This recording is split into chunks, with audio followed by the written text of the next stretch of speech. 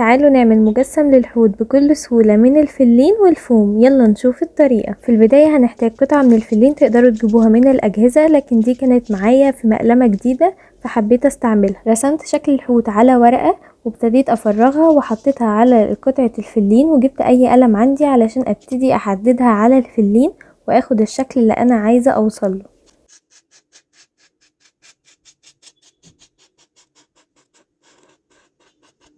ناخد بالنا كويس واحنا بنحدد الجزء بتاع الديل ما ناخدش شكله بالمظبوط، بل نسيبه مفتوح بالطريقة دي علشان نقدر نتحكم فيه واحنا بنصنفر الشكل.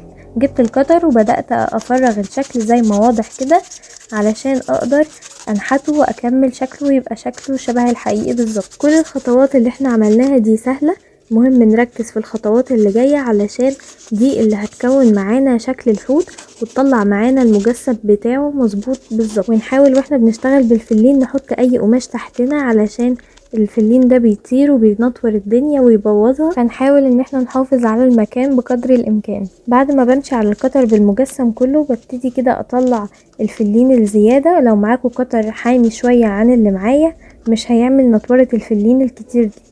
عرض الفلين اللي كان معايا كان عريض شوية فاخدته بالطول كده علشان العرض بتاعه يصغر معايا ويديني الشكل اللي انا محتاجاه. الفلين ده بيبقى موجود في المكتبات الفنية اللي بتبقى عند الكليات الفنية او في المكتبات الكبيرة او في محلات ادوات التغليف. هتلاقوا الفلين ده بكمية كبيرة في محلات ادوات التغليف لان هو بيستعمل في الشحن وكل ده، فهتلاقوه متوفر في المحلات دي.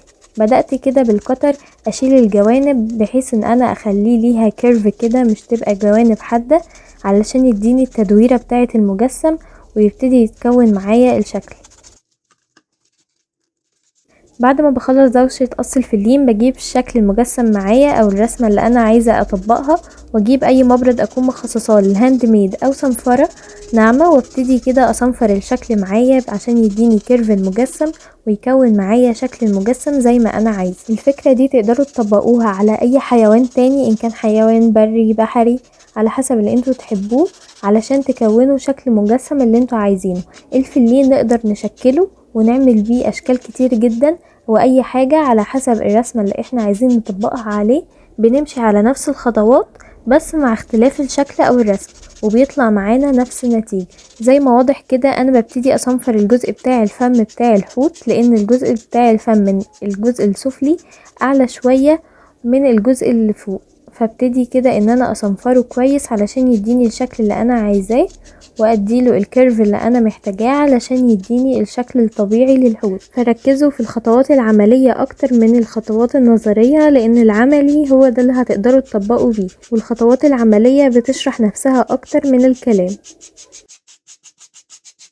بحاول وانا بصنفر منطقة الديل ان انا ارفعها شوية لان ديل اي سمكة بينزل على رفيع وخصوصا الحوت. زي ما واضح كده بعد ما صنفرت الجسم كله وظبطته معاه ناقص بقى الديل. بدأت كده ارسمه بالزعانف بتاعة ديل السمكة علشان يديني شكل ديل الحوت زي ما انا عايزة. بدأت ارسمها كويس علشان ابتدي اصنفرها واقطع الاجزاء اللي عايزة تتقطع من الفلين واصنفرها واظبطها كويس على الشكل اللي واضح ده في الفيديو.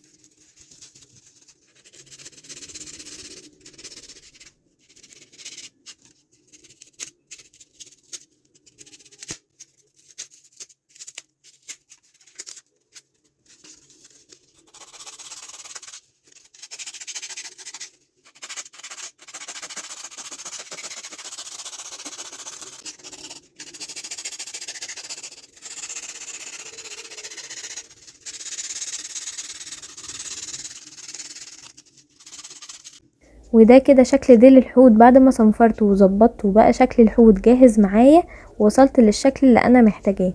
ممكن نبدأ نلونه بأي ألوان أكريليك عندنا أو نبتدي نغلفه بالفوم زي ما أنا بعمل كده. للأسف أنا مكانش عندي فوم من غير دبل فيس، فبدأت أجيب الدبل فيس اللي عندي وأسخنه على الظهر اللي من غير لزق وبدأت كده أحطه على المكوى وبعد كده اشده على شكل الحوت بالطريقة اللي واضحة دي. واظن طريقة التغليف دي كررناها في مجسمات كتير جدا من الفيديوهات اللي فاتت، بس في الجزء بتاع الحوت ده بنعمله على مرتين، لان الحوت من فوق بيبقى لون ومن تحت بيبقى لون تاني خالص. يعني ممكن تعمله من فوق لون اللبني اللي انا عملته او الازرق ده او الرصاصي، في الوان كتير جدا للحيتان، وممكن كمان اسود على حسب المجموعة اللي انتوا هتعملوها. انا كنت عاملة مجموعة اسماك كان منها سمكة القرش كان لونها رصاصي، فحبيت اعمل لون مختلف عن اللون الرصاصي عشان يبقى فيه تنوع، وبعدت عن اللون الاسود بحيث ان هو يكون للاطفال لون مبهج ولون نقدر يشوفوه يقدروا يميزوه غير الاسود.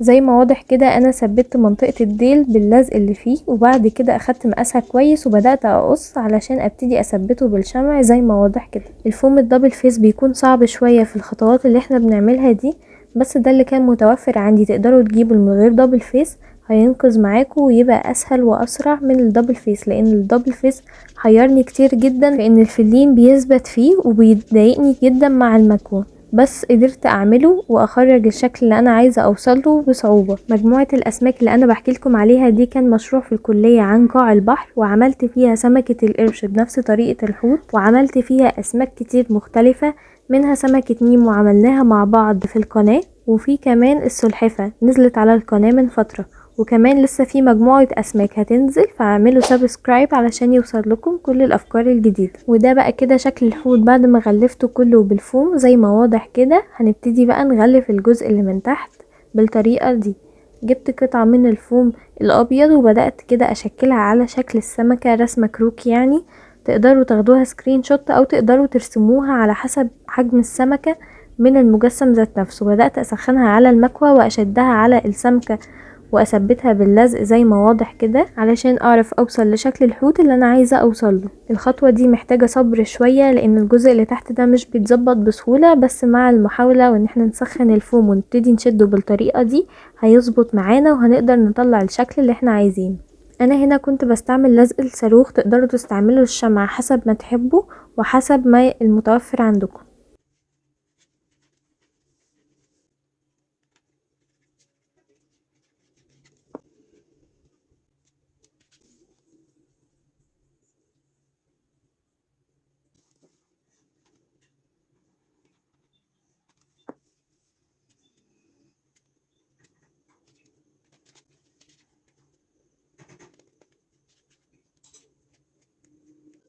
وده بقى كده شكل مجسم الحوت بعد ما خلصته وثبت الجنبين كويس والديل بنفس الطريقة اللي كانت واضحة معاك، فناقص بس شوية تفاصيل، فيلا نشوف هنعملها ازاي.